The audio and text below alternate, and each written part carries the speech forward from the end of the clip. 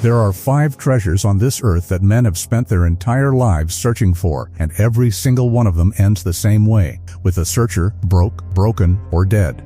One of these treasures is sitting in plain sight right now, visible to anyone who wants to look at it, and yet no one has ever been able to touch it. Another one swallowed the fortunes of some of the wealthiest men in modern history and gave them nothing back but bankruptcy and bad dreams. And the treasure at the very top of this list isn't gold or silver at all. It's something that, if it were ever actually found, would rewrite the map of human history itself. For centuries, the smartest, richest, and most obsessive people alive have thrown everything they had at finding it. It has eaten all of them alive. Do you want to know why the money pit on Oak Island has killed 6 men and bankrupted a list of investors that includes a future president of the United States? Or what Captain William Kidd buried before he was hanged on the banks of the Thames, screaming a warning that nobody understood until it was too late? Today on Bilge Bound, we're digging through 5 centuries of obsession, betrayal, and buried gold. Stay until the end, because the final treasure on this list is the one that historians, governments, and treasure hunters still cannot agree even exists. But before we drop into the first pit, hit subscribe. Our channel covers the real history of piracy and lost treasure every single week, and you don't want to miss what's coming next. Let's get into it. Before we start ranking these, let's get one thing straight. Real treasure hunting has nothing in common with the movies. There's no glowing chest, no skeleton crew guarding a single X on a map, no convenient earthquake that cracks open a vault at exactly the right moment. Real lost treasure is buried under centuries of bad records, false leads, deliberate misdirection, and in some cases, engineering so advanced for its time that modern equipment still can't beat it. Some of these treasures were lost through shipwreck. Some were buried on purpose by men who never made it back to dig them up. One was protected by a trap that nobody has ever fully solved. And one might not be a physical treasure at all, but a secret so dangerous that the people who knew it died rather than reveal it.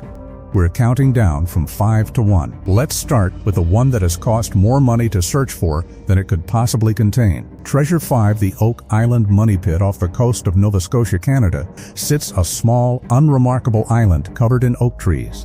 In 1795, 3 teenage boys rowed out to explore it and found something strange: a circular depression in the ground, with an old ship's tackle block hanging from a tree branch directly above it, like something had once been used to lower or raise heavy objects into the earth. They started digging. At around 2 feet down, they hit a layer of flagstones that didn't belong on the island. At 10 feet, a layer of logs. At 20 feet, more logs. They kept going, finding a layer of logs roughly every 10 feet, like someone had built a deliberate engineered shaft designed to be refilled as it was dug. They gave up. Decades later, in 1803, a company returned with more manpower and dug all the way down to roughly 90 feet, reportedly finding a stone with strange symbols carved into it, along with more layers of logs, charcoal, and putty. Then the pit flooded. Seawater rushed in from what investigators believe is a man-made tunnel connecting the shaft to the ocean hundreds of feet away. The pit filled almost to the surface overnight. Every attempt to pump it out failed. Every attempt to dig a second shaft to intercept the flood tunnel also flooded. This pattern has repeated for over 200 years. The list of people who have lost money trying to beat the money pit reads like a history book. A company funded in part by Franklin Delano Roosevelt decades before he became President of the United States tried and failed in the 1900s. Errol Flynn's father got involved. So did a string of oil tycoons and engineering firms with access to industrial-grade pumps and drilling rigs that the original diggers in 1795 could never have dreamed of. 6 men have died searching for whatever is down there, the most recent in 2004. So, what is actually in the money pit? Theories range from Spanish treasure fleet gold to the lost manuscripts of Francis Bacon, to Marie Antoinette's jewels smuggled out of France during the Revolution, to nothing at all. Just an elaborate natural sinkhole that humans have convinced themselves is a man-made trap. A modern television production has spent over a decade and millions of dollars excavating the island and has found genuine 17th and 18th century artifacts, but never the legendary chest itself. What makes Oak Island different from every other entry on this list is the trap. Whoever built this, if anyone built it at all, engineered a flood defense system in the late 1600s or early 1700s that modern drilling technology, sonar, and excavators still have not been able to outsmart. That's either the greatest feat of pre-industrial engineering in North America, or the greatest accident of geology that humans have ever mistaken for a conspiracy. Either way, it has defeated everyone who has tried to beat it for over 2 centuries, and it shows no sign of giving up its secret anytime soon. There's also a darker possibility that gets far less attention than the treasure theories. Some geologists argue the entire site is a natural sinkhole, a product of the island's underlying limestone, and the way groundwater interacts with the surrounding swamp. Under this theory, every flood, every collapsed shaft, and every mysterious wooden platform people have found over the centuries is simply the result of generations of treasure hunters digging into an unstable natural formation and reinforcing their own legend with every failed attempt. The frustrating part is that both explanations, deliberate trap or natural trick of geology, fit the evidence equally well. After more than 200 years and millions of dollars, nobody has been able to prove it either way. And that uncertainty is exactly why the digging has never stopped. Treasure 4, the Treasure of Lima. In 1820, the city of Lima, Peru, was about to fall. Revolutionary forces under José de San Martin were closing in, and the Spanish colonial government made a decision that would create one of the most famous treasure legends in history. They packed up the wealth of the city: gold bars, jeweled statues of saints, solid gold crucifixes, and chests of minted coins, and loaded it onto a ship for safekeeping. Intending to move it somewhere the revolutionaries couldn't reach it. The man they trusted with this fortune was a British merchant captain named William Thompson. That trust was the single worst decision in the entire story. Once Thompson had the treasure loaded onto his ship, the Mary Dear, he did not sail it to safety. He murdered the Spanish officials guarding it, threw their bodies into the sea, and sailed straight for Cocos Island, a tiny, uninhabited speck of land roughly 300 miles off the coast of Costa Rica. Thompson and his crew reportedly buried the treasure somewhere on the island, planning to wait until the chaos in Peru settled down before quietly returning to dig it up. It never worked out that way. Thompson's ship was eventually captured by a Spanish warship hunting for the stolen fortune, and his crew was executed for piracy one by one. Thompson was reportedly given one final chance to save his own life, lead the Spanish to the treasure, or die with his men. He led them to Cocos Island. And then, according to the legend, he and a remaining crewmate slipped into the jungle under the cover of darkness during the search and simply vanished, leaving the Spanish empty-handed and furious. Thompson was never seen again by his captors. Years later, a dying sailor claiming to be Thompson allegedly passed along a rough map to a sea captain named Bilge. Kicking off nearly 2 centuries of expeditions to Cocos Island, the numbers involved are almost unbelievable. Estimates of the treasure's value at the time range from $12 million worth of gold and silver in 1820s money, with some accounts including jeweled religious artifacts considered priceless even then. In modern terms, depending on which inventory you believe, the total has been estimated at well over $200 million. More than 300 separate expeditions have searched Cocos Island for the Treasure of Lima. Franklin Delano Roosevelt, the same man linked to the Oak Island search, reportedly visited the island himself looking for it before he became president. Investors have poured fortunes into excavation permits, ground-penetrating radar, and private salvage crews. Costa Rica eventually turned the island into a protected national park specifically to stop the constant unauthorized digging that was tearing up the landscape. Nobody has ever found so much as a single gold coin that can be definitively traced back to Thompson's haul. The jungle, the tides, and 200 years of bad maps have made absolutely sure of that. Part of the problem is that Cocos Island itself works against every searcher who sets foot on it. It's a genuine rainforest, drenched in nearly 20 feet of rainfall a year, with terrain so steep and overgrown that early expeditions sometimes spent weeks just cutting their way to a single suspected dig site. Landslides regularly reshape the coastline, burying old reference points and creating new ones, which means a map drawn in 1850 might describe a coastline that simply doesn't exist anymore. Combine that with the fact that Thompson himself may have deliberately drawn false or incomplete maps to protect the location even from his own descendants. And you get a treasure hunt where the island has effectively been rewriting its own evidence for 200 years. Today, anyone caught digging on Cocos Island without authorization faces serious criminal penalties under Costa Rican law, which means the treasure, if it's still there at all, is now protected as much by legislation as it ever was by the jungle.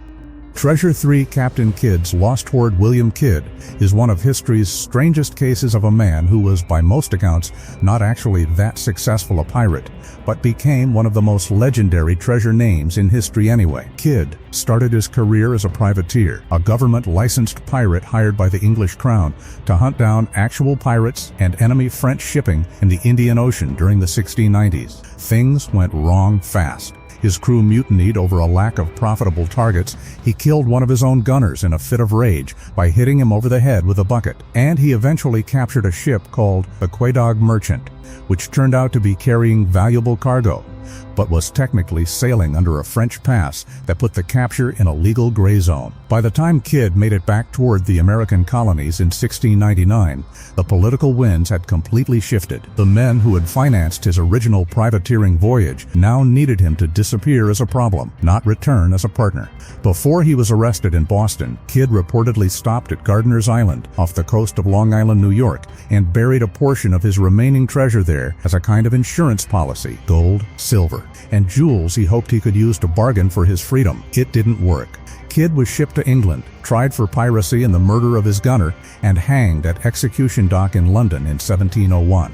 According to popular legend, the rope snapped on the first attempt, and the crowd watched him hang a second time before he finally died. Before his execution, Kidd reportedly claimed he had buried treasure in multiple locations and offered the information in exchange for a pardon. Nobody believed him, or nobody cared. He was executed anyway, and his body was left to hang in a cage over the River Thames as a warning to other sailors tempted by piracy.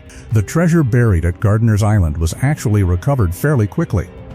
It was dug up by colonial authorities and used as evidence at his trial, but that hasn't stopped the legend from growing for over 300 years.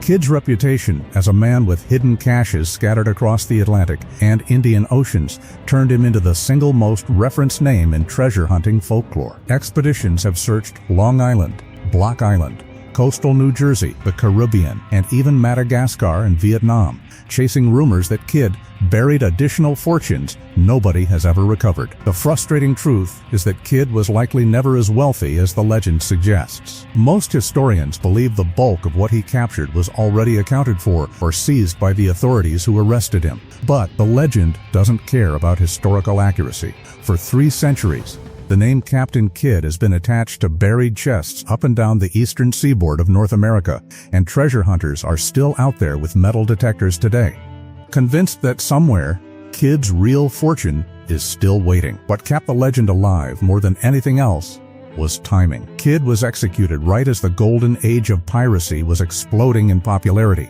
and his very public, very botched hanging turned him into a cautionary tale that sailors told and retold in taverns across the Atlantic world for the next 100 years. Each retelling added a little more treasure, a few more secret burial sites, a little more mystery. By the time Robert Louis Stevenson sat down to write Treasure Island in the 1880s, more than a century after Kidd's death, the legend had grown so large that Kidd had effectively become the template for the entire fictional pirate captain archetype: the buried map, the secret cove, the obsessive search. The irony is that the real William Kidd was, by most measures, a mediocre privateer who got unlucky and was made an example of. The myth he left behind has out-earned, outlasted, and outgrown anything he actually buried in the ground. Treasure 2, the Flor de la Mar, this one, isn't a pirate haul in the traditional sense. It's a shipwreck, and it might be the single most valuable shipwreck never recovered in human history. The Flor de la Mar was a massive Portuguese carrack, a type of large ocean-going trading ship built around 1502. For nearly a decade, it served as one of the workhorses of Portugal's early colonial empire in Asia, hauling spices, silk, and goods between India and Europe along the new sea routes opened up by Vasco da Gama's voyages. The ship was, by most accounts, already falling apart by 1511. Its hull was rotting, it leaked constantly, and naval officers had reportedly recommended it be retired. Instead, the Portuguese commander Afonso de Albuquerque used it that same year in the conquest of Malacca, a critical trading port on the strait between Sumatra and the Malay Peninsula that controlled access between the Indian Ocean and the South China Sea. Whoever controlled Malacca controlled the spice trade. After the Portuguese captured the city, Albuquerque loaded the Flor de Mar with an almost unbelievable haul of plunder, gold bars, diamonds, jeweled ceremonial weapons, and treasure looted from the Sultan of Malacca's court, intending to ship it all back to Portugal and the Portuguese crown in India. The overloaded, rotting ship never made it. In November of 1511, a violent storm off the coast of Sumatra tore the Flor de Mar apart. Albuquerque survived by clinging to a piece of wreckage. Most of the crew and virtually all of the treasure went straight to the bottom of the Strait of Malacca. The estimated value of what went down with the ship is staggering. Historical accounts described enough gold and jewels to fund a kingdom, and modern estimates have placed the value of the lost cargo at somewhere around $2.5 to $3 billion. Depending on how the gold and gemstones are valued today, that would make it, by a wide margin, the richest shipwreck ever lost. So why hasn't it been found? The Strait of Malacca is one of the busiest, muddiest, and most geologically unstable shipping channels on the planet. Centuries of sediment, shifting sandbars, and tidal currents have buried and reburied the wreck site multiple times over. Add in the political complexity of a treasure that multiple countries, Malaysia, Indonesia, and Portugal, all have competing historical and legal claims to, and you get a situation where exploration permits have been tangled up for decades, even when search teams believe they've narrowed down a likely location. Several expeditions using sonar and historical Portuguese shipping records have claimed to identify possible wreck sites, but no confirmed recovery of the treasure has ever been made public. It remains, as far as anyone can verify, exactly where it sank over 500 years ago. The most well-known modern search came in the 1990s, when an American treasure hunting company spent years and millions of dollars working with the Indonesian government to survey the seabed off the coast of Sumatra, using side-scan sonar to map dozens of wreck-like anomalies on the ocean floor. They identified several promising targets, but disputes over salvage rights, shifting government permissions, and the sheer difficulty of excavating in murky, current-swept water with near zero visibility eventually stalled the project without a confirmed find. To this day, no government or private company has produced verified physical evidence, a single gold bar, a Malaccan crown jewel, anything that can be definitively tied back to the Flor de Mar. Until that happens, the richest shipwreck in recorded history remains exactly that, a wreck, not a discovery. Treasure 1, the treasure of the Knights Templar. This is the one that isn't really about gold, it's about a secret. The Knights Templar were founded in the early 1100s as a military religious order tasked with protecting Christian pilgrims traveling to Jerusalem during the Crusades. Over the following 2 centuries, they grew into something closer to a medieval multinational corporation than a monastic order. They built an enormous network of fortified properties, called preceptories, across Europe and the Holy Land, and they essentially invented an early form of international banking. A pilgrim could deposit funds with the Templars in Paris and withdraw an equivalent amount in Jerusalem using a letter of credit, without ever physically carrying gold across thousands of miles of dangerous territory. That system made the order almost unimaginably wealthy, and it made them creditors to some of the most powerful kings in Europe. That wealth eventually became a death sentence. King Philip IV of France was deeply in debt to the Templars and, according to most historians, deeply envious of their financial independence from royal control.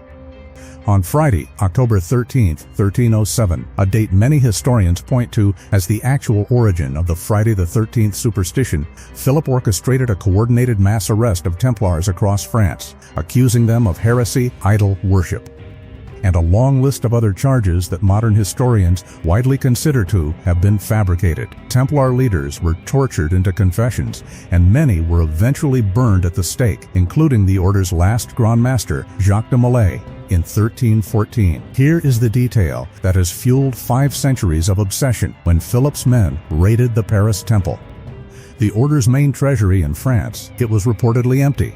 The vast stores of gold, silver, and sacred relics the Templars were known to control had simply vanished in the days before the arrests, as though someone had been tipped off in advance. Some historical accounts describe a convoy of carts leaving the Paris temple in the dead of night, escorted by Templar knights, just before Philip's soldiers arrived. Where did it go? The theories are almost endless. Some historians believe the treasure was quietly moved to Templar holdings in Portugal or Switzerland, regions where the Order managed to survive in altered form under different names even after it was officially dissolved by the Pope in 1312. Other theories claim a Templar fleet escaped from the port of La Rochelle, sailing the treasure to Scotland, where the Order found protection under an excommunicated King Robert the Bruce, who had his own reasons to ignore the Pope's orders. From there, the legends only get bigger, tying the Templars to everything from the construction of Scotland's mysterious Rosslyn Chapel to the founding of Freemasonry, to far more extraordinary claims about religious relics including the Holy Grail or documents related to the Ark of the Covenant. Unlike every other entry on this list, this isn't a story about a sunken ship in a known location or a pit on a small Canadian island. It's a 700-year-old cold case spread across an entire continent, mixing genuine, documented medieval banking records with centuries of myth, secret societies, and conspiracy theory. Treasure hunters, historians, and amateur codebreakers have spent lifetimes chasing fragments of this story, and the honest answer is that nobody actually knows for certain whether a literal hoard of gold is sitting in a hidden vault somewhere in Europe, or whether the entire treasure was simply spent, seized, or scattered into obscurity in the chaos of the 14th century. That uncertainty, the fact that after 700 years we still cannot say for sure, is exactly what makes it the most dangerous and most obsessed over treasure on this entire list. What separates the Templar treasure from a simple pirate hoard is the sheer number of serious, credentialed people who have devoted entire careers to it without resolving anything. Architectural historians have spent decades studying the carvings inside Rosslyn Chapel looking for hidden symbolism.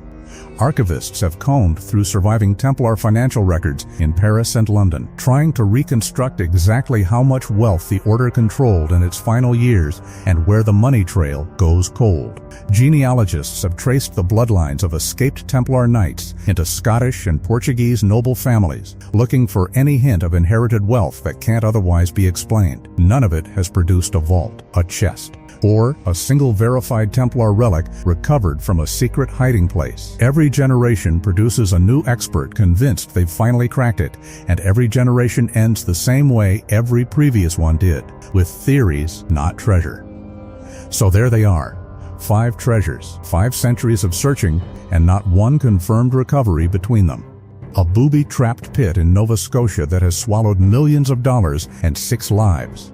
A betrayed fortune buried by a murderer on a jungle island off Costa Rica. A condemned pirate whose legend grew far larger than his actual fortune ever was. $3 billion in gold sitting at the bottom of one of the busiest shipping lanes on Earth. And a 700-year-old mystery that might not even be about gold at all.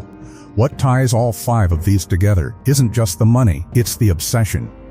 Every single one of these searches outlived the men who started them. Sons inherited their father's maps and theories. Companies were founded, went bankrupt, and were refounded decades later by a new generation, convinced they'd seen something everyone else had missed. That's the real pattern hiding underneath all 5 of these stories. It was never really about the gold sitting in the ground.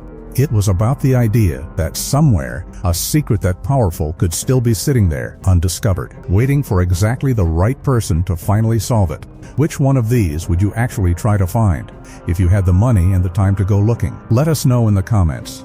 And if you want to see what happened to the pirates who actually got caught, the men who found their fortunes and lost everything anyway, that video is on screen now. Subscribe for more real history every week.